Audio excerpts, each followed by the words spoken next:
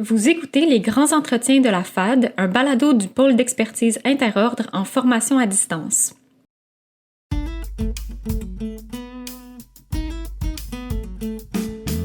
Les grands entretiens de la FAD rassemblent des personnes praticiennes et chercheuses qui s'intéressent à la formation à distance en enseignement supérieur.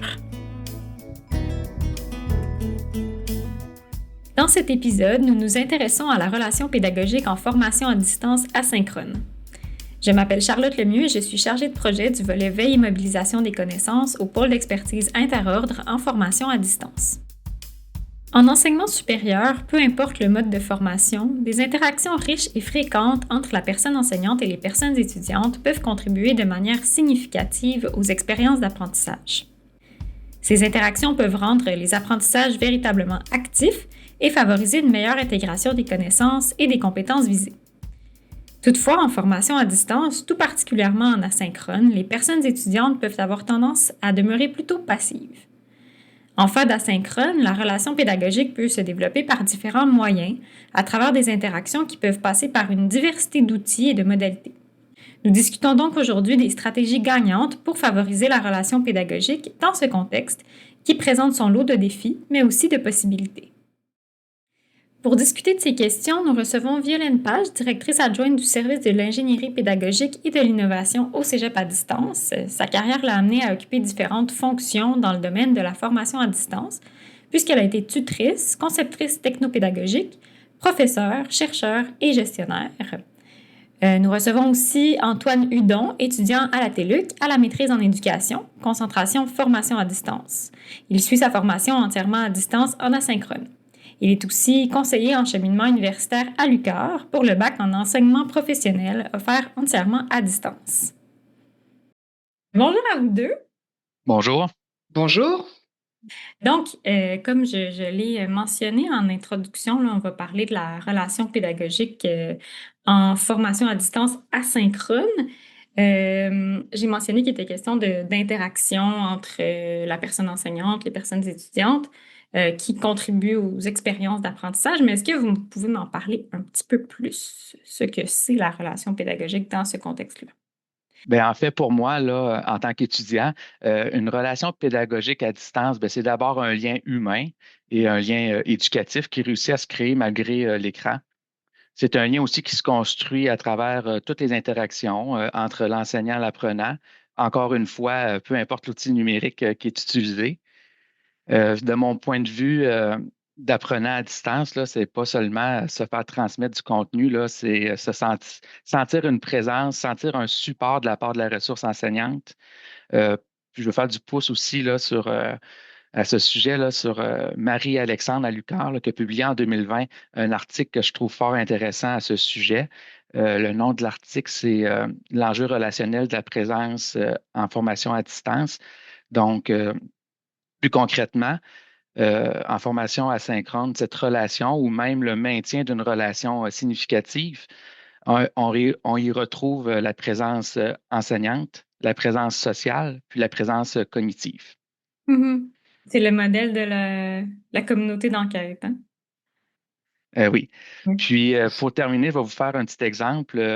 Quand un enseignant prend le temps d'écrire un message personnalisé ou de commenter un forum, d'envoyer une rétroaction audio, bien, c'est par ces stratégies qu'il réussit à initier une vraie connexion, à mon avis. Ah, bah je rejoins tout à fait le point de vue d'Antoine dans ce sujet-là. On va dire que en contexte d'enseignement, apprentissage, tout acte pédagogique va s'inscrire dans 3 pôles. Je vais pas revenir, mais disons qu'on a une base quand même, le fameux, l'incontournable triangle de Housset, qui est un petit peu modélisé en fait quand on parle de relations pédagogiques. Alors c'est pas bien compliqué, on visualisait un triangle, puis sur chacune de ces pointes, on va avoir le point pour l'étudiant, le point pour l'enseignant et le point pour le savoir. Alors ce que nous dit Housset, c'est que tout acte pédagogique, toute forme de relation pédagogique passe à travers le prisme de ces 3 points qui déterminent et qui définissent en fait la relation pédagogique. La nouveauté, ce qui est intéressant dans un contexte de formation à distance, et ici on est dans un contexte de formation à distance avec des cours asynchrones, c'est qu'on rajoute un 4e point, donc on n'a plus un triangle pour le coup, on se retrouve à un 4e point qui est en fait le média qui permet justement que la relation pédagogique se mette en place à distance. Alors le média peut être très très varié, hein. On a pendant longtemps eu des cours par correspondance, le papier était le média. C'est sûr qu'actuellement on est beaucoup plus dans des approches numériques, mais c'est là par la présence en fait d'un média que la médiation va se faire dans la relation pédagogique, notamment entre l'étudiant et son professeur, là. Donc, pour moi, c'est ça. Si on regarde, si on revient un petit peu sur ce triangle-là, il y a l'axe en fait entre l'enseignant et le savoir. Là, on est dans une relation assez didactique, hein, traditionnelle, le processus d'enseigner. On a aussi l'axe entre l'enseignant, le savoir, pardon, et l'apprenant. Bah, c'est tout simplement l'étudiant qui se met en contact avec le contenu, qui là, à ce moment-là, est en situation d'apprentissage. Puis plus particulièrement, peut-être la dimension qui nous intéresse, mais euh, elles sont en fait toutes interreliées. C'est celle qui concerne l'enseignant et l'étudiant, où on est plus dans une dimension de former. Et dans une relation pédagogique, j'aimais beaucoup les exemples que tu as amenés, Antoine, effectivement, sur les interactions, sur les rétroactions. On a en fait dans la dimension de la relation pédagogique, il y a toute la dimension cognitive, évidemment, comment faire passer le contenu, comment faire passer un savoir, assimiler des connaissances, des informations. Mais aussi, on a dans cette dimension-là toute la dimension motivationnelle. Et Dieu sait qu'en formation à distance, et qui plus est dans un modèle asynchrone, c'est extrêmement important. Et puis la dernière qui est surtout sur le plan métacognitif, hein, donc c'est un peu permettre, surtout à distance, permettre à l'étudiant de prendre du recul, de éventuellement réajuster ses objectifs d'apprentissage ou les stratégies qu'il a mises en place. Donc tout ça participe de la relation pédagogique à distance, qui est finalement, on pourrait presque dire la même, parce que souvent on a ce rapport de comparaison avec le présentiel, hormis le fait qu'on vient rajouter un outil qui est celui de la médiatisation, et donc la dimension médiatique est extrêmement importante, évidemment, en formation à distance. Et puis pour finir là-dessus, là, je dirais qu'en fait la relation pédagogique passe par le biais d'un média pour permettre la relation, notamment entre l'enseignant et son étudiant. Donc, c'est principalement, on a ouais, cette idée-là de l'outil, du média qui est ajouté au triangle. Au Euh, triangle, c'est ça. ouais, ouais. Est-ce que c'est principalement ce qui fait donc la différence entre la relation pédagogique, comment elle se crée en formation à distance? C'est un des éléments, si on veut faire un parallèle, bien que les frontières, de mon point de vue, entre présence et Ouais, distance commencent à être de plus en plus poreuses. ouais. Mais oui, la présence de l'outil, quel qu'il soit, effectivement, est une des dimensions propres et significatives de la formation à distance par la force des choses, hein. Mhm, mhm. Est-ce que vous diriez que c'est là que se trouve le principal obstacle parce qu'on sait que le développement d'une relation pédagogique en formation à distance puis asynchrone en particulier, c'est peut-être plus difficile là, qu'en présentiel ou? Oui, oui, spontanément, effectivement, c'est le premier réflexe qu'on a de se dire qu'effectivement, comment est-ce qu'on va pouvoir développer une relation pédagogique dans un contexte de cours à distance, et on complique encore un peu la chose en disant que c'est un cours à distance de modalité asynchrone. Mhm. Euh, je dirais pas en fait, parce qu'en fait, la question semble poser, dire, est-ce que c'est possible de le faire? Oui, c'est tout à fait possible de le faire. Et effectivement, il y a différentes stratégies qui peuvent être mises en place pour pouvoir favoriser cette dimension-là. Donc, je dirais pas que c'est plus difficile que dans une formation en salle de classe, par exemple, mais je dirais Mhm. surtout que c'est différent. Donc, on a une nuance ici. Euh, c'est que la spécificité de la formation à distance asynchrone, la première des choses, c'est qu'évidemment, on est en enseignement dans des temporalités et dans des géographies différentes. Donc, on a une absence de présence immédiate. Donc, dès lors de se dire, mais comment construire une relation pédagogique à distance si effectivement il n'y a pas de présence immédiate. Donc, ça, c'est un des éléments. La communication est en mode différé. Elle va passer par des courriels ou par des forums. Donc, ça, c'est un premier point. Un autre aspect aussi de la formation à distance asynchrone, c'est qu'on est en décalage temporel par la force des choses aussi. Donc, on n'a pas forcément une réponse immédiate quand on va déposer un message dans un forum. La réponse aux besoins des étudiants ne peut pas forcément être prise immédiatement. Donc, il y a aussi des risques de décrochage, hein. Je vous parlais de motivation Mhm. tout à l'heure. Et puis, ben, essentiellement, effectivement, c'est aussi la question de l'isolement de l'étudiant, enfin de l'isolement tout court, parce qu'on n'a pas la voix, les expressions faciales, les gestes qu'on peut retrouver, par exemple, dans une salle de classe. Mais néanmoins, quand on connaît ces difficultés, ou plutôt quand on prend compte les spécificités, les caractéristiques de la formation à distance asynchrone, il y a des possibilités de mettre en place des outils qui vont favoriser la relation pédagogique. Puis moi, c'est un peu ce que j'appelle en fait la relation pédagogique en différé. Mais je veux laisser la place aussi à Antoine. Mais la relation pédagogique en différé, où oui, elle va s'exprimer, mais elle ne va pas s'exprimer de la même manière qu'elle s'exprime en salle de classe, par exemple. Ben, c'est ça, d'un point de vue d'un étudiant, ben, c'est sûr que parfois on peut trouver ça plus difficile parce que comme que vous dites, là, les signaux humains ben, sont pas nécessairement présents comme en classe. Donc, les regards, les gestes, les rétroactions qui sont spontanées, ça peut être des éléments qui peuvent nous sembler un peu manquants, puis déstabilisants aussi au début d'une formation à distance. Puis, on peut le savoir aussi, là, le silence d'un écran, ça peut paraître lourd parfois. Euh, puis, avec mon expérience, j'en ai vécu plusieurs fois là, des mauvaises expériences, comme j'en ai vécu des extraordinaires, en fait. Là. Il y a pas seulement des points négatifs. Mais par exemple, combien de fois j'ai eu des échanges écrits très efficaces sur le plan technique, mais qui manquaient complètement de chaleur et de bienveillance dans l'accompagnement. Je pense que c'est un regard qu'on porte un peu plus maintenant sur la formation à distance. Je pense que les balises sont bien déposées. Maintenant, c'est comment qu'on mobilise le numérique pour arriver à des fins d'accompagnement plus optimales. Je pense que c'est là l'angle là, qu'il faut peut-être un peu améliorer dans les stratégies des personnes enseignantes. Est-ce que, est-ce que vous en avez des solutions concrètes ou Antoine, tu parlais d'expériences positives. Est-ce qu'il y en a des outils ou des attitudes qui fonctionnent? Ben, c'est sûr que ça reprend un peu les propos de ma collègue tout à l'heure, là. Les forums de discussion ben, sont là sont utiles pour réfléchir, échanger avec les pairs. Les capsules vidéo, les rétroactions audio, comme je mentionnais au début de l'entrevue, ça va apporter une dimension humaine également.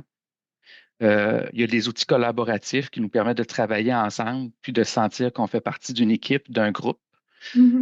Parfois, simplement un courriel personnalisé aussi peut suffire à maintenir un contact.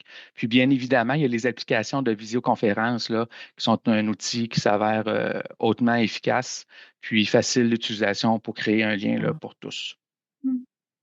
Ben, je rejoins beaucoup Antoine sur ce point de vue-là, mais il y a une nuance que je voudrais quand même apporter au niveau de la création de la relation pédagogique dans un cours autoportant asynchrone. C'est, de mon point de vue, la relation, elle est double. C'est-à-dire qu'en fait, il y a une première sorte ou un type de relation pédagogique qui peut se mettre en place au moment de la conception du cours. Ça, c'est une première chose. Et une autre relation pédagogique qui, elle, va se mettre en place au moment de la diffusion du cours. Alors, je pense qu'il faut distinguer les deux. On distingue souvent la partie de l'enseignement, de l'apprentissage. Quand on est c'est ça, donc je le rappelle, un cours autoportant, on n'est absolument pas dans la même temporalité. Donc, les étudiants peuvent se connecter à n'importe quelle heure du jour, de la nuit sur leur cours. Et géographiquement, évidemment, sur différents fuseaux horaires, par exemple, la question ne se pose pas. Quand on est au moment de la conception du cours, il y a une préoccupation que tous les concepteurs de cours ou les conseillers pédagogiques qui travaillent. Puis il faut comprendre aussi que dans la conception d'un cours autoportant, c'est toute une équipe technopédagogique qui est là. C'est pas seulement la simple transposition de PDF sur une plateforme qui va faire un cours asynchrone. Il y a les concepteurs pédagogiques, les conseillers pédagogiques, il y a les intégrateurs web, il y a les droits d'auteur, il y a les infographies. Donc toutes ces équipes multidisciplinaires participent collectivement, et évidemment l'auteur du cours, à mettre en place une scénarisation, une démarche d'apprentissage, le choix des outils. Puis Antoine le mentionnait très bien, avec une diversité d'outils. Ça peut être des forums, des PowerPoint, des animations, des vidéos, des capsules. Et donc amener l'étudiant en fait à cheminer à travers un matériel pédagogique qui a été conçu pour lui. Et je pense que c'est peut-être c'est une forme de relation pédagogique, c'est une forme de présence pédagogique qui est là au moment de la conception, parce qu'elle traduit une vision de l'auteur, de l'équipe de conception, une compréhension du public aussi, des étudiants à qui on s'adresse. Et cette présence-là dans le choix du mot, dans le choix du vocabulaire, pardon, dans le choix des mots, dans le choix des activités d'apprentissage, les outils, les textes, etc., témoigne d'une forme de présence. Donc ça, pour moi, il y a déjà une première relation pédagogique qui est là au moment de la conception du cours.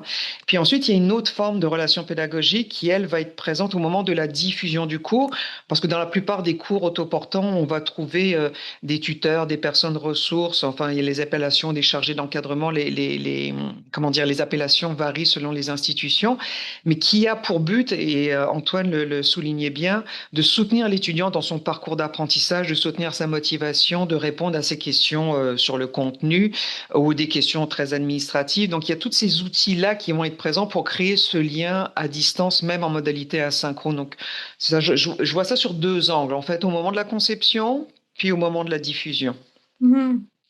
C'est intéressant parce que moi, c'est ça, je me posais la question pendant que tu parlais, là, est-ce que tout ce matériel, ces outils numériques sont absolument essentiels pour le développement de la relation pédagogique en formation à distance? Puis là, je me dis, en asynchrone, oui, parce que on n'a pas l'occasion de développer cette relation-là à travers des interactions synchrones. En ce qui me concerne, ce qui reste important avant toute chose, c'est la relation humaine, c'est la dimension humaine et la dimension pédagogique, parce que là, on a souvent cette discussion-là avec justement la présence des outils technologiques. Est-ce qu'un concepteur de cours doit avoir une bonne connaissance de l'ensemble des outils? La première des choses que je mettrais, la première des compétences, la première des qualités à avoir, c'est vraiment des compétences de type pédagogique, de comprendre qu'on s'adresse à un étudiant qui est en différé, en décalé, qui va accéder à du matériel qu'il va lire, s'approprier seul, d'où l'importance d'avoir des consignes, un cheminement, toute une scénarisation en fait dans le cours qui permettent à l'étudiant de progresser. Alors, cela étant, oui, il faut avoir un minimum de connaissances des outils, mais la priorité pour moi, elle est surtout au niveau pédagogique. Ensuite, les intentions pédagogiques, quand on veut pouvoir les relayer dans un environnement asynchrone, effectivement, certains outils sont plus pertinents que d'autres, mais en règle générale, les équipes qui font du développement de cours à distance, c'est des équipes multidisciplinaires.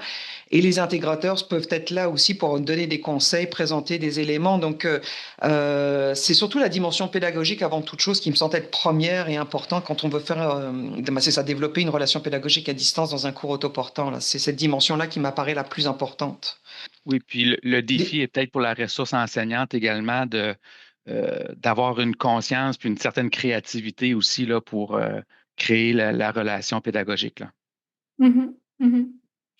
Tu parlais tout à l'heure dès la conception de cours, des cours Violaine, de penser à la relation pédagogique. Est-ce que tu as des conseils précis, pratiques pour des personnes enseignantes? Oui, la conception d'un cours, il existe plusieurs modèles de conception de cours. Le plus connu étant ADI, qui a ses limites, mais qui a aussi ses avantages. Donc, les équipes de conception de cours à distance connaissent en général ces modèles-là, qui viennent un peu déjà formaliser. C'est des grandes étapes à travers lesquelles on passe. Donc, ça permet déjà de structurer toute une partie du cours, là. Ce qui m'apparaît vraiment important, c'est en fait à chaque fois qu'on est dans un processus de conception de cours, c'est d'avoir en tête l'étudiant qui peut être juste la porte à côté, mais qui peut être aussi à plusieurs kilomètres de nous. Et donc d'avoir toujours en tête cette présence-là de l'étudiant, parce que quand on conçoit, c'est l'étudiant qui est à distance et qui est différé de nous. Et qu'est-ce que ça veut dire concrètement? C'est vraiment de se poser la question, comment est-ce que mon étudiant va cheminer dans le matériel que je suis en train de lui présenter? Je vous le disais au début, là, c'est un cours à distance asynchrone, autoportant, c'est pas la simple transposition de PowerPoint ou de notes de cours ou de texte qu'on va mettre sur une plateforme et dire, bah, voici un cours asynchrone, autoportant.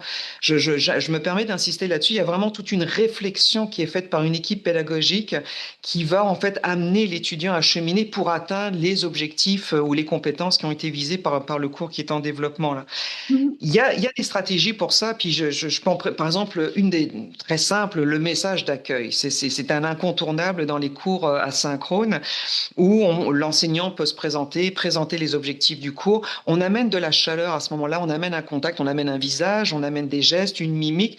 C'est un exemple, les étudiants souvent, et on le regarde quand on commence à faire un petit peu de learning analytics, quand on regarde comment les étudiants se promènent dans nos cours, la capsule en général d'introduction, de présentation est très largement visionnée par les étudiants. Là, il y a aussi la possibilité, puis sans doute Antoine le mentionnait tout à l'heure, tout au long d'un parcours d'apprentissage, d'avoir des messages, même si c'est en différé, d'un tuteur qui vient ou d'un enseignant qui vient encourager, relever un élément. Avez-vous vu passer cette information-là? Que pensez-vous de ça? Donc en fait, d'avoir une démarche qui est très proactive et non pas en mode uniquement réactif. Donc d'aller solliciter, d'aller chercher les étudiants, ça aussi, c'est une des stratégies qui permettent de mettre en place une relation pédagogique.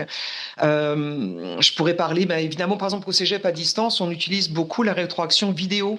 Nos tuteurs vont en fait faire des courtes capsules vidéo pour donner la rétroaction aux étudiants. C'est aussi quelque chose qui plaît énormément, qui a beaucoup de succès, qui rend aussi le cours asynchrone intéressant, où on pourrait aussi parler, il y a toutes les stratégies qui vont concerner les phénomènes d'autorégulation des étudiants, la possibilité de donner des feuilles de route, les journaux réflexifs, d'avoir des quiz d'auto-évaluation. Ce sont des stratégies aussi qui permettent de garder vivant, où l'étudiant n'est pas seulement tout seul devant un écran ou devant un recueil de textes à devoir apprendre tout seul. Donc, en créant ces outils-là, en ayant ces éléments-là que je viens de citer, on crée une forme d'interaction aussi. Et c'est ça ce qui maintient notamment la relation pédagogique. Là, on est du côté, vous l'aurez compris, une fois que la diffusion du cours est en cours.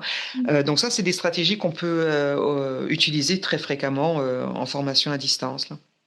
Oui, j'aurais envie de vous demander, puis de demander à Antoine en particulier. Tu sais, on parle d'une relation, ça inclut donc la personne étudiante. C'est quoi son rôle là-dedans? En tant qu'étudiant, on a un rôle à jouer, là, bien évidemment. Là. C'est pas seulement la ressource enseignante de tout mettre en place, puis même si ça publie 26 vidéos par jour, à un moment donné, surcharger, c'est pas mieux non plus. Là.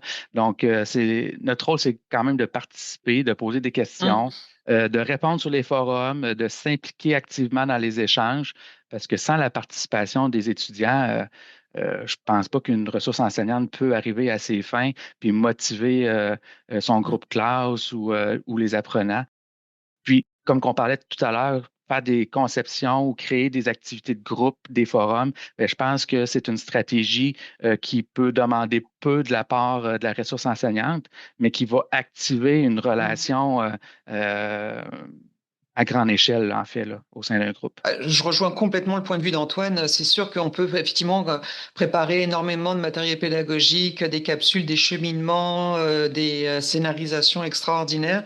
Mais la base de tout, bien évidemment, c'est aussi l'engagement étudiant. Là, c'est quelque chose d'absolument peut-être plus grand. Je ne sais pas si je peux me permettre de dire ça qu'en présentiel, parce qu'il y a vraiment une démarche que l'étudiant doit faire, d'ouvrir son matériel, son espace de travail, consulter les documents.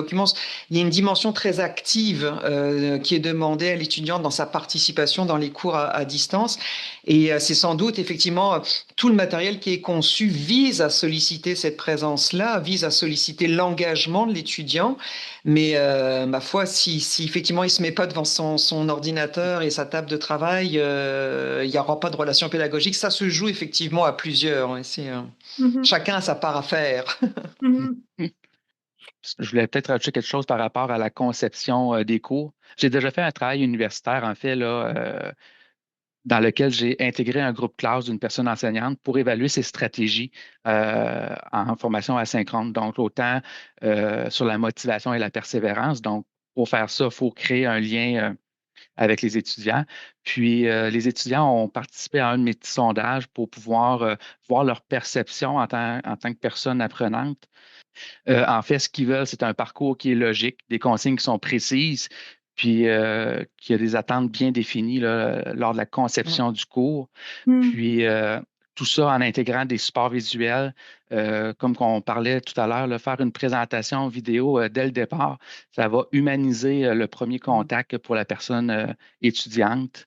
varier les activités par des vidéos, des forums, des études de cas, des jeux questionnaires.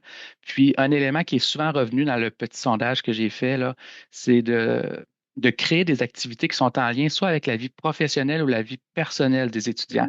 Donc, ça va susciter là, un engagement puis une motivation intrinsèque de leur part. Mhm.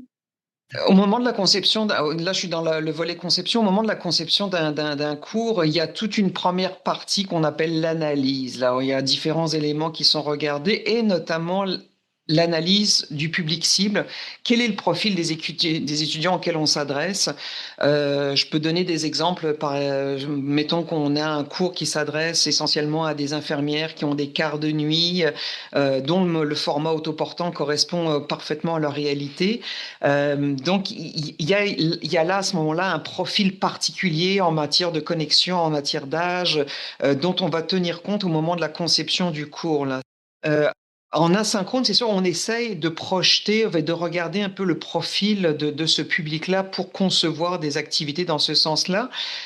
D'une façon générale aussi, on peut laisser avoir des questions qui sont relativement ouvertes, qui vont permettre, si on a une grande variété en fait d'étudiants avec des profils, on parlait tout à l'heure des étudiants plus âgés versus des étudiants plus jeunes, de faire appel à leur parcours de vie, à leurs objectifs personnels, en fait de renvoyer, d'aller chercher ce qui fait leurs besoins à eux et d'adapter à ce moment-là le contenu. C'est vrai que c'est beaucoup plus facile dans un modèle synchrone, mais de regarder en fait quelles sont leurs attentes.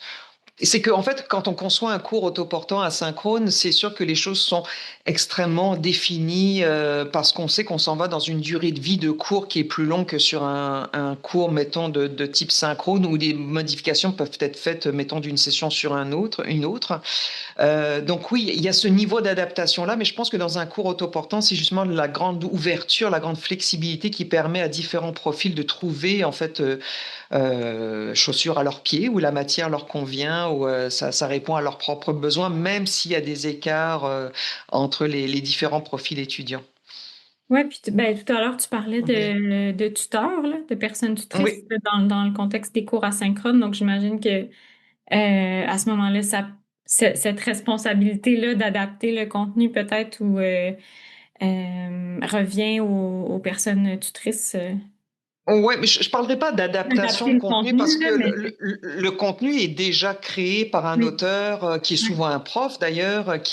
Donc le contenu est là, il existe. Ensuite, le travail de la personne ressource, du tuteur, du chargé d'encadrement, c'est en fait un rôle un rôle, comment dire, d'accompagnateur qui va aider l'étudiant à s'approprier la matière en fonction Mhm. effectivement de son profil. Mhm.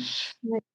C'est vraiment important le rôle effectivement dans la relation pédagogique à distance. On le disait là, si on veut synthétiser, c'est que il y a toute cette relation qui se met en place de manière différée au moment de la conception des cours, avec toute cette équipe multidisciplinaire qu'on a dans les cours autoportants au moment de la conception, et ce qui se met en place aussi avec le tuteur aussi est une dimension non négligeable. On parlait de l'appropriation effectivement du contenu selon les différents profils. Il y a tout l'accompagnement motivationnel aussi qui est là. Mhm. On a développé beaucoup d'outils aussi en lien avec le soutien. On a des tableaux de bord qui vont aider l'étudiant à s'organiser. C'est un des grands défis pour les étudiants.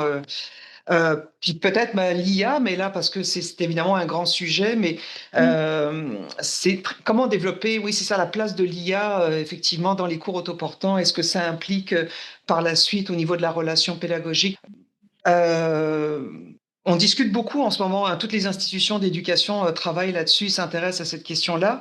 Il y a des plus-values qu'on peut trouver à l'IA, notamment je pense beaucoup à tout ce que sont les parcours d'apprentissage, les STI, les systèmes de tutorat intelligent, les parcours d'apprentissage adaptatif aussi, qui sont très intéressants pour personnaliser la relation d'enseignement à distance, Mhm. la rétroaction automatisée.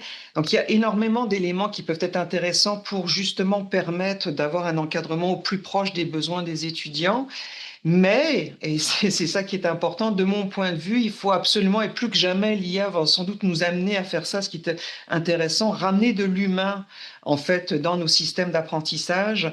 Et la présence de l'IA ne repousse pas l'humain, au contraire, je pense, va nous obliger à remettre encore davantage d'humain dans les systèmes d'apprentissage à distance. Une relation à distance, c'est pas une relation, enfin un cours en fait à distance, c'est pas un cours en absence de. C'est ça que je trouve important de souligner là. Puis c'est ça, toute la dimension relationnelle, la dimension empathique, la motivation. On parle beaucoup du numérique bienveillant hein, dans les derniers écrits qu'on voit apparaître ces derniers temps. Là, le numérique bienveillant et cette relation pédagogique en différé, bienveillante dans les cours asynchrones, c'est probablement un des champs de recherche fort intéressants à venir. C'est intéressant. Puis quand tu dis que l'intelligence artificielle pourrait nous amener à aller vers plus d'humains dans nos... D'humains. Parce que si on veut vraiment avoir un système d'apprentissage qui colle au plus près des besoins des étudiants, il y a des limites à ce qu'on est capable de concevoir, mais par le biais de l'IA, probablement qu'on va être capable de faire un encadrement beaucoup plus poussé, beaucoup plus proche des besoins de l'étudiant. Là, je parlais par exemple des rétroactions qui sont automatisées, mais adaptées aussi à la réponse que va donner l'étudiant. Donc tout ce temps qui va être libéré va permettre au tuteur, par exemple, d'avoir un accompagnement beaucoup plus proche de l'étudiant. En matière d'IA, ce qui est mis souvent de l'avant, c'est de s'intéresser au processus, pas tellement au produit, c'est-à-dire le résultat final que produit l'étudiant, mais son processus. Et là, de pouvoir documenter ce processus-là, c'est une chose qui va ramener beaucoup plus d'humain au sein des environnements d'apprentissage. Je suis complètement en accord avec ces propos-là. L'IA peut accompagner la présence de l'enseignement, mais pas la remplacer. Exact. J'ai pas, en tant qu'étudiant, j'ai pas expérimenté beaucoup là, les outils d'intelligence artificielle dans un contexte d'apprentissage, mais je suis capable de voir là, leur plein potentiel là, dans un futur assez proche. On se rejoint là-dessus, l'IA ne remplace pas la présence humaine. Exact. Quand on parle de relations pédagogiques, il y a de l'humain là. Il n'y a pas de relation pédagogique sans cette présence-là de l'humain, qu'elle soit en différé ou qu'elle soit en temps réel ou au moment de la En fait, diffusion des cours. c'est de la façon qu'on va l'utiliser. Là. C'est pas de remplacer l'humain, c'est de l'utiliser à bon escient pour optimiser la relation puis la pédagogie.